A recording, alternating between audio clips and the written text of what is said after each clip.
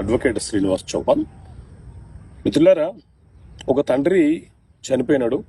చనిపోతే అతనికి ఇద్దరు వారసులలో కొడుకు ఏం చేశాడంటే, మా తండ్రి చనిపోతూ నాకు వీలునామా రాశాడు, ఈ వీలునామా ప్రకారంగా నాకు ప్రాపర్టీ రిజిస్ట్రేషన్ చేయండి అని చెప్పి సబ్ రిజిస్టర్ ఆఫీస్కి వెళ్ళాడు.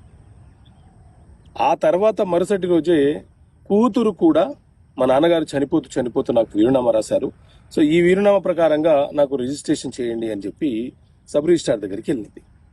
సో మిత్రులారా, ఎవరైనా ఒక వ్యక్తి అనేక వీలునామాలు రాస్తే ఏ వీలునామా చెల్లుబాటు అవుతుంది? సో వీలునామా అంటే ఎవరైనా ఒక వ్యక్తి ఒక ఆస్తి మీద పరిపూర్ణమైనటువంటి హక్కులను కలిగి ఉన్నప్పుడు ఆ వ్యక్తి ఆ ఆస్తిని ఎవరికైనా వీలునామా రాయవచ్చు. అంటే తన తదనంతరము ఆ ప్రాపర్టీ ఎవరికి చెందాలో రాసే పత్రాన్ని వీలునామా అని అంటారు.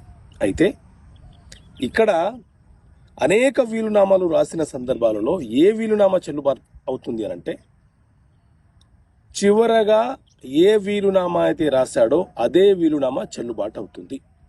ఉదాహరణకు, ఒక వ్యక్తికి అన్రిజిస్టర్డ్ అంటే రిజిస్టర్ కాని వీలునామా రాశాడు, మరొక వ్యక్తికి రిజిస్టర్ ద్వారా వీలునామా రాశాడు.